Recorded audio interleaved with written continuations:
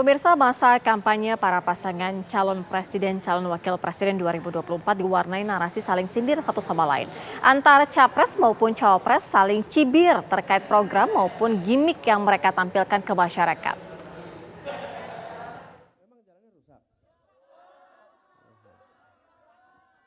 Masa kampanye pemilihan presiden 2024 tak sekedar belusukan untuk menggait hati pemilih, tetapi antara pasangan calon presiden maupun calon wakil presiden juga saling melontarkan cibiran satu sama lain.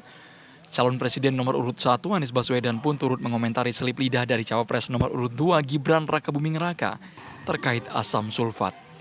Meski Gibran telah meluruskan tetapi tetap jadi bahan sindiran paslon lain. Anies menyebut jika asam folat didapat dari tanaman bukan dari bengkel. Dalam acara Desak Anies, ia dengan lantang menyebut kenapa harus joget dulu kalau punya gagasan. Padahal selama ini goyang gemoy identik dimiliki capres nomor urut 2 Prabowo Subianto. Tak sampai di situ, calon presiden nomor urut 3 Ganjar Pranowo menyikapi santai mengenai pernyataan Gibran tentang kondisi sekolah menengah kejuruan di Solo sudah jadul. Beda halnya sikap dari cawapres nomor urut 3 Mahfud MD yang memperbolehkan antar paslon saling sindir selama memiliki data. Apakah sisa waktu kampanye akan terus diwarnai dengan aksi saling cibir antar capres maupun cawapres? Tim TV One mengabarkan. Saling sindir antar pasangan calon presiden maupun calon wakil presiden mewarnai jalannya kampanye Pilpres 2024. Tak hanya cibiran akan narasi yang terlontar, tapi juga program kerja tiap capres yang maju. Ya, lalu apakah cibiran kampanye capres akan terus digulirkan untuk menggait pemilih? Atau hanya gimmick semata yang tidak berpengaruh signifikan pada tiap paslon? Saat ini sudah bergabung bersama kami Mardani Alisera selaku juru bicara Timnas Amin, kemudian Guntur Romli, juru bicara TPN Ganjar Mahfud, dan juga Aceh Hasan Zazili, anggota Dewan Pakar TKN Prabowo Gibran. Kemudian kami juga menghadirkan pakar mikroekspresi Kirdi Putra. Selamat petang Bapak-Bapak. Warahmatullahi semuanya. Petang, sore semua. Baik, saya ingin ke Bang Mardani terlebih dahulu. Bang Mardani, sebagai jubir Timnas Amin ini, kenapa ya capres Anda ini begitu terbuka melontarkan narasi yang berisi cibiran kepada lawan? Contohnya kenapa harus joget kalau bisa menyampaikan gagasan gitu?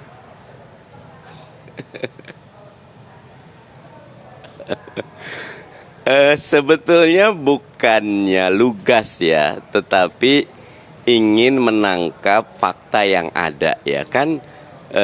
Memang kita kan tagline-nya perubahan ya. Kalau ada perubahan ya memang harus ada narasi yang disampaikan. Joget monggo, tetapi narasinya harus kuat. Jadi Mas Anies cuma ingin gimmick itu sesuatu yang niscaya, tetapi pastikan gimmick itu untuk membuat narasi, karya dan gagasan menjadi lebih mudah untuk dikunyah oleh masyarakat. Jangan sekedar gimmick yang tidak ada isinya. Itu yang digarisbawahi Mas Anies Baswedan. Oke, artinya memang yang disampaikan oleh Timnas Amin ini apakah memang ini sebuah upaya untuk menunjukkan bahwa ini ya bagian gimmick politik saja atau ada hal substansial yang ingin dibangun sih sebetulnya, Bang Mardani?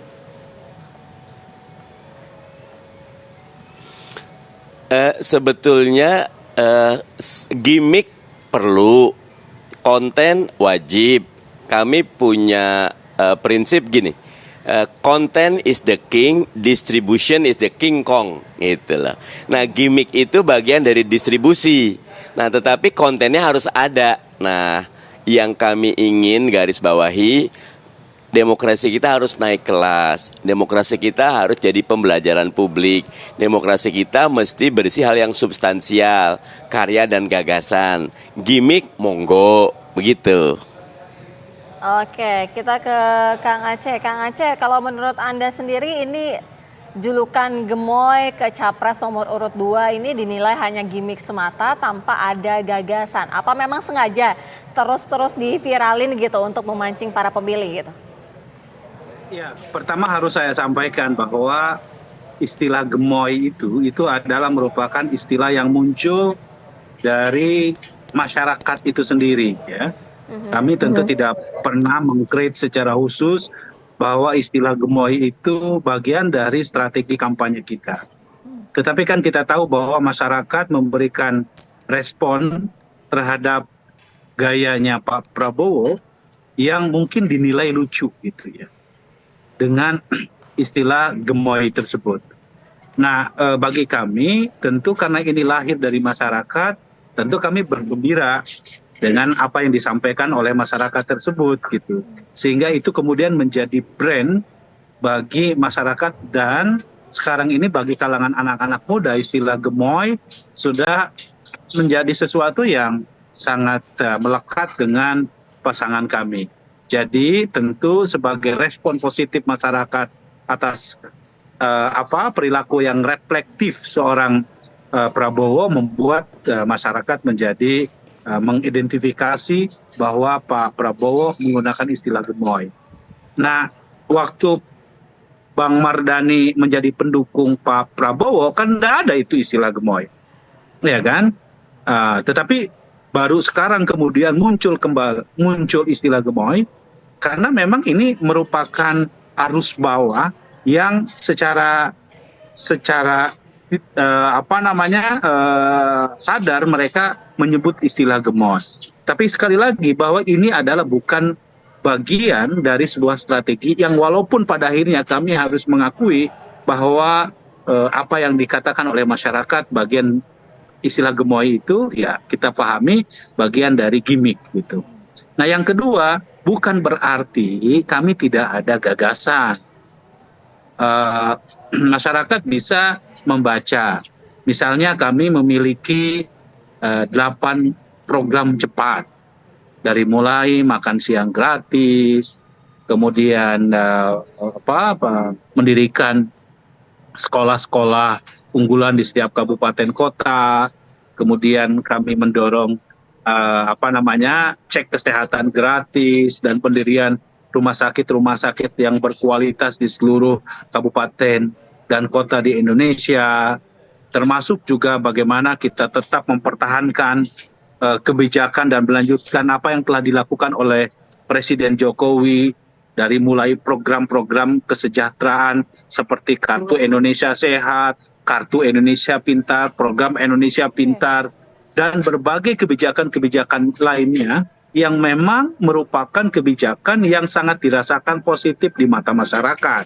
Ya, jadi saya kira ya apa yang dilakukan oleh kami itu bukan berarti tanpa gagasan, karena kan yang mau kita jual sekarang ini adalah gagasan. Ya kan, kita ingin membangun bangsa ini dengan berbagai program-program yang dapat mendorong ke arah kesejahteraan masyarakat. Ingat, tagline kami ini, kami ingin menjadi negara maju, koalisi, namanya juga Koalisi Indonesia Maju. Bagaimana caranya bisa memastikan Koalisi Indonesia Maju? Maka aspek pertama, aspek kesehatan, aspek pendidikan, aspek ekonomi, itu merupakan sesuatu yang kami tawarkan kepada masyarakat. Nah, tapi kan gini, kita tahu bahwa untuk menyampaikan pesan kepada masyarakat agar bisa diterima, tentu ada caranya. Caranya, ya misalnya ketika masyarakat merespon secara positif istilah gemoy, dari situlah kami menyampaikan juga tentang politik gagasannya. Jadi saya kira soal politik gagasan ini tentu juga menjadi agenda kami di dalam proses politik ke depan. Di dalam tangkap poinnya Kang Aceh. Mohon maaf saya harus potong dulu untuk membagi semuanya supaya sama rata ya. Saya mau ke Mas Guntur Romli kalau gitu. Mas Guntur melihat memang nuansa saling mencibir itu merupakan bagian dalam proses demokrasi atau sebetulnya seperti apa sih? Ya itu biasa lah Mbak. Saya kayak pertandingan bola itu kan persaingan antar supporter itu kan pasti ada.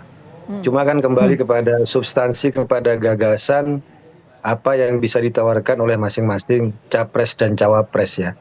Dan saya kira Ganjar Mahfud adalah calon yang sangat serius ya memberikan tawaran terhadap program-program bagi masyarakat Indonesia. Karena ketika kita dihadapkan dengan pemerintah Pak Jokowi, Ganjar Mahfud itu bukan antitesa, tetapi adalah perbaikan dan percepatan. Memperbaiki Sekarang Pak Jokowi sudah baik, tapi Ganjar Mahfud ingin Indonesia lebih baik. Sekarang Indonesia sudah maju, maka Ganjar Mahfud ingin Indonesia lebih maju, lebih unggul. Karena itu tawaran yang paling sangat bisa diterima kalau menurut kami, yaitu adalah misalnya internet cepat dan gratis. Ini baru diluncurkan kemarin. Kemudian juga kami meluncurkan apa yang disebut dengan KTP Sakti. KTP Sakti ini dengan nomor NIK KTP, maka semua kartu-kartu yang sekarang ada, nama kartu sehat, kartu Indonesia Pintar, kartu apa semuanya, itu nggak perlu lagi pakai kartu yang banyak-banyak itu. Kartu BLT itu kan, kalau kita lihat orang desa itu kan saking banyaknya membawa kartu, sehingga yang untung itu kan percetakan kartu. Padahal kalau di situ kembali kepada NIK ya, maka semua orang yang bisa dapat kartu Indonesia Sehat, kemudian yang dapat BLT, yang dapat bansos, yang dapat itu semua dengan KTP sudah selesai semua. Nah ini yang mau kita pakai sebagai KTP Sakti ke depan. Nah kemudian juga perhatian misalnya kepada pembangunan sumber daya manusia. Pertama adalah soal kesehatan, adalah membangun satu desa, satu puskesmas, satu dokter. Ini adalah cita-cita agar masyarakat Indonesia lebih bisa menjaga kesehatan, bukan ketika sakit baru mengobati, tapi juga harus dicegah penyakitnya dengan menjadikan kesehatan sebagai utama.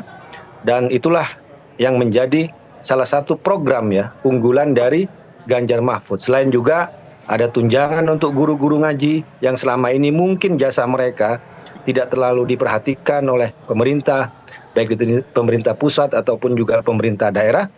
Itulah program-program yang ingin kami tawarkan kepada masyarakat agar tidak terjebak pada gimmick-gimmick yang selama ini mungkin muncul, ya karena sebuah keniscayaan ketika ada pesta demokrasi muncul semacam gimmick, tapi kita tidak boleh terperdaya dengan hal tersebut karena kita kembali kepada substansi dari Pilpres itu sendiri, dari pemilu itu sendiri, yaitu adalah sarana untuk mensejahterakan rakyat.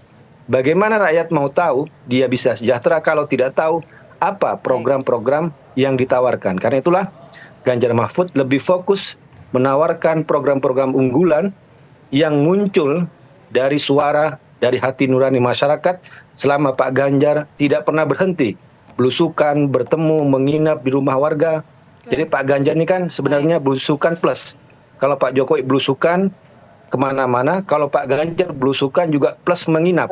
Jadi itu yang menandai bahwa Pak Jokowi sudah baik, tapi insya Allah Pak Ganjar bisa lebih baik dan bisa memperbaiki keadaan yang sekarang. Demikian, Mbak. Baik, kita akan dengarkan juga dari Mas Kirdi. Sebenarnya saling cibir antar paslon ini sebenarnya menjadi gaya ataupun jurus yang serius yang sengaja dilancarkan atau cuma bumbu-bumbu aja dalam masa kampanye. Tapi dijawabnya nanti usai jeda. Kabar Petang segera kembali.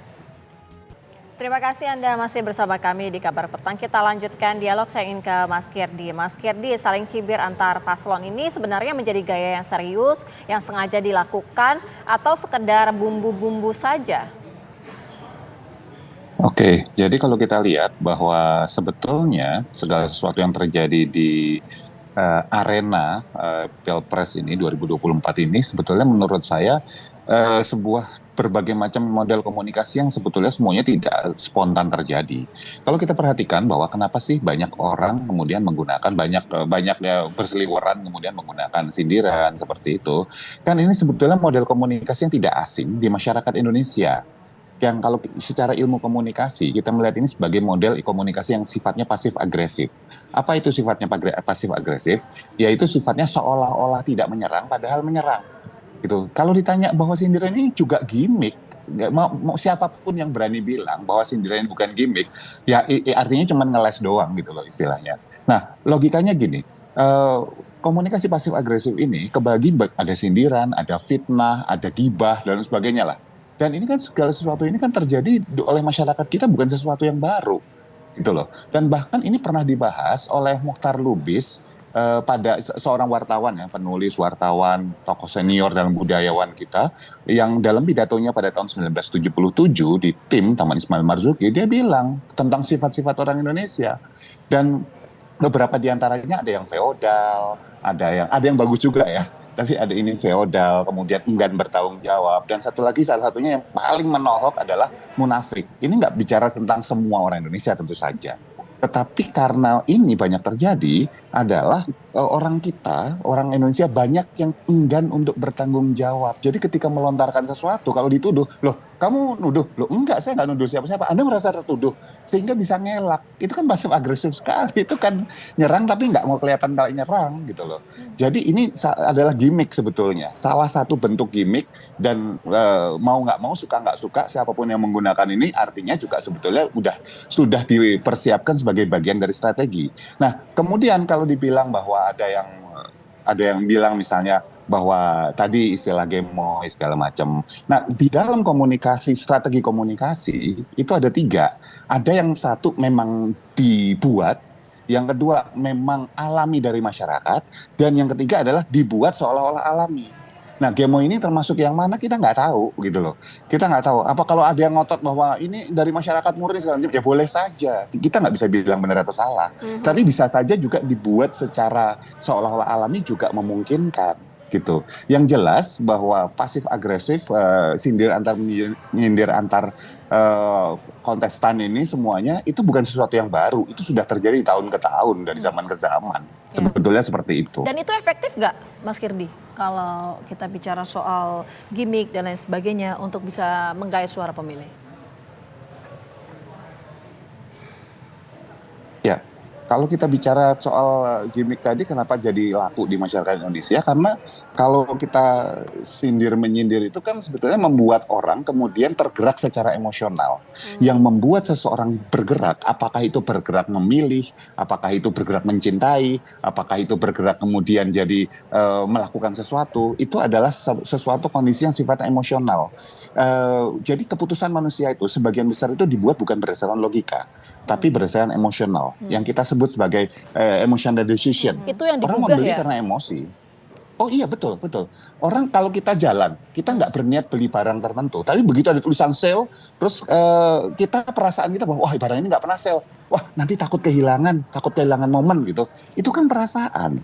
Terus misalnya ada orang gitu ya cerita tentang apa di sosial media tentang ada yang misalnya urunan gitu ya, dana untuk sumbangan gitu. Terus di situ ada orang anak kecil nangis segala macam gitu. Kita punya duit misalnya sejumlah tertentu gitu. Tadinya duit ini mau kita pakai buat yang lain, tapi kasihan nih. Ya udahlah buat ini aja. Itu kan emotional decision sebetulnya. Nah, sindiran tadi itu adalah bagian dari strategi komunikasi untuk membangkitkan emosi. Begitu capresnya itu ngomong nyindir pihak tertentu, pendukungnya kan ketawa, ngakak. Begitu ngakak, deng, sugestinya kan bisa dimasukin, kan masuk itu. Ya, lebih cenderung seperti itu sih sebetulnya. Baik, kita ke Kang Aceh. Kang Aceh, ini kan Gibran paling sering sekali gitu ya menjadi momok yang selalu begitu disindir, dicibir gitu kan dalam kampanye ini. Ya buat kita sih ya kita senyumin aja ya, dari berbagai sindiran, kemudian cercaan. Dan itu kan juga terjadi pada Presiden Jokowi, baik di tahun 2014 maupun di tahun 2019 yang lalu, ya fitnah sana, fitnah sini. Tapi Mas Kirdi gitu ya, artinya kan itu sengaja dilontarkan gitu, berarti sengaja menjadi sasaran gitu. Ya buat kami itu konsekuensi dari pilihan kita untuk maju menjadi capres cawapres gitu ya. Jadi bagi kami tentu apa yang ditujukan, misalnya salah satu yang sekarang ramai kepada Mas Gibran, tentu ya kita senyumin aja ya. Bagaimanapun masyarakat juga pasti akan bisa menilai gitu. Mana yang memang tujuannya adalah memberikan kritik membangun, mana tujuannya memang ingin mencerca, ya biasa aja gitu. Oke, Kang Aceh, mungkin di segmen ini saya ingin Kang Aceh menanggapi tadi yang disampaikan oleh Mas Kirdi ya, bahwa gimmick itu memang sengaja didesain, diciptakan di tengah masa kampanye untuk menggugah psikologis dari para pemilih sehingga ini efektif untuk menggait suara pemilih. Anda sepakat nggak sih soal ini, Kang Aceh? Iya, setiap capres, cawapres memiliki strateginya sendiri-sendiri ya untuk bisa menarik simpati publik gitu. Apa yang kami lakukan tentu bagian dari upaya kita untuk bagaimana memilih Presiden Prabowo Gibran juga harus lahir dari arus bawah ya, bukan hanya sekedar kita menyampaikan pesan-pesan yang sifatnya gagasan, tetapi kita harus tahu juga untuk menyampaikan pesan tersebut tentu harus dengan strategi di mana masyarakat bisa melihat dari gagasan tersebut ada dalam kerangka yang bisa menarik perhatian publik. Oke, termasuk Tetapi dengan gimmick itu ya? saya ingin tegaskan kepada Bapak Ibu sekalian bahwa bagi kami ya istilah gemoy pun sesungguhnya adalah istilah yang muncul dari masyarakat itu sendiri gitu ya. Tentu bagi kami ini menyenangkan ya, dan kami tanggapi ini dengan kegembiraan juga gitu. Jadi ketika Pak Prabowo turun ya, Pak Prabowo memang begitu adanya gitu ya, dengan orang menyebutnya kok dengan cara gemoy sih ya begitulah adanya gitu. Oke. Ya, saya mau langsung ke Bang Mardhani. Seberapa efektif sebetulnya gimmick ini diciptakan di tengah masa kampanye untuk mendulang suara, Bang Mardhani? Memang eranya era sosial media dan 56% pemilih itu milenial dan Gen Z. Kalau digabungkan keduanya tuh memang ketemu titik bahwa politik itu harus menyenangkan, politik itu harus sesuatu yang nyantai ya.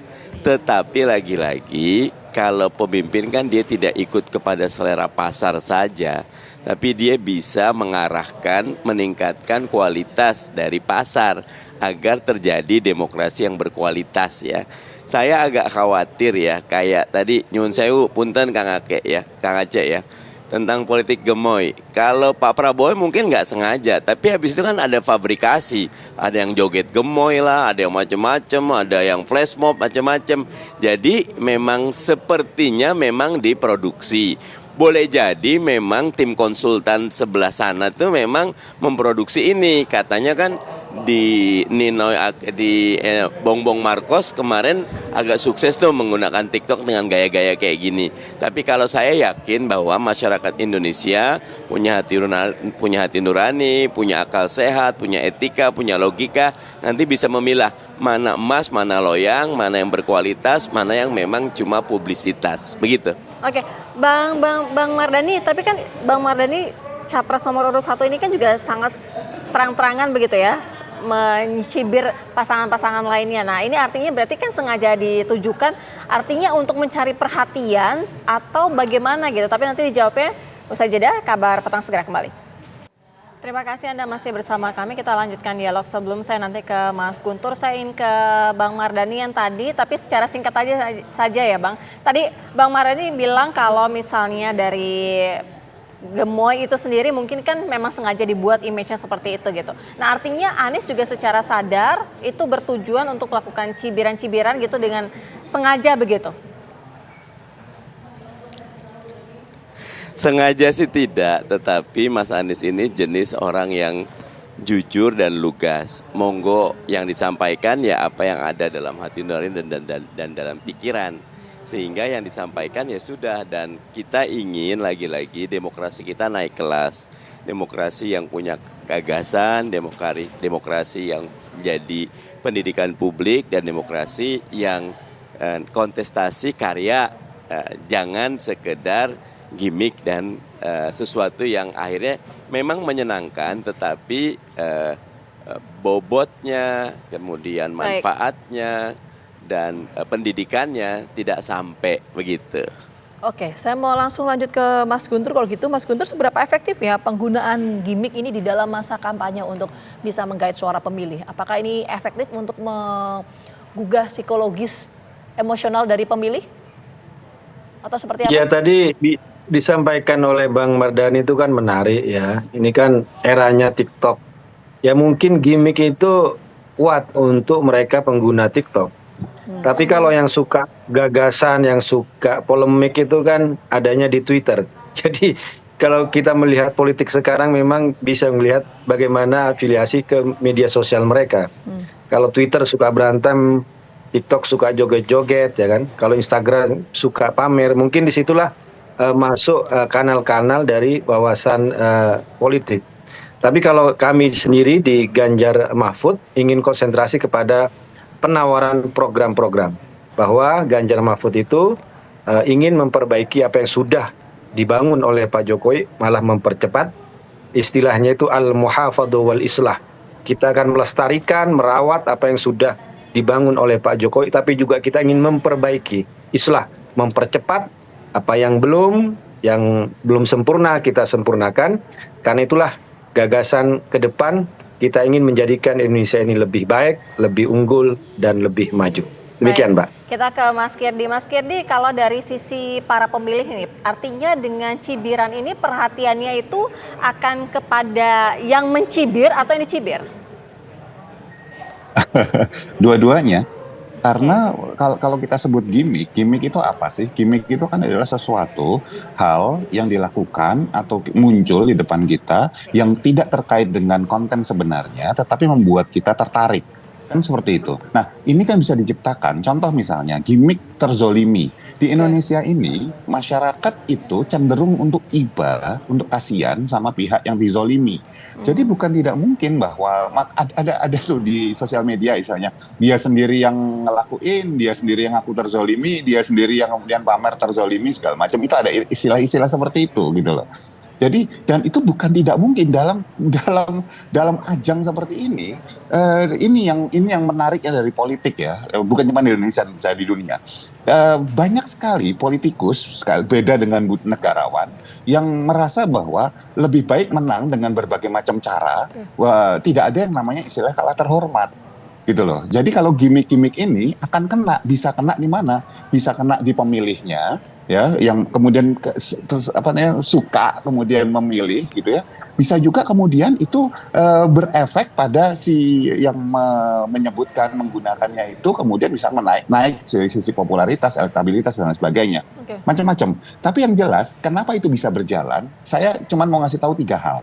Ya, nomor 1, masyarakat kita itu banyak yang hanya lihat di permukaan, sangat banyak sekali. Ya, karena buktinya apa? Gampang buktiinnya. Konten joget-joget seperti yang disebutkan tadi sama Mas Romli tadi, gitu ya, joget-joget di TikTok, pamer di Instagram, kemudian marah-marah di Twitter.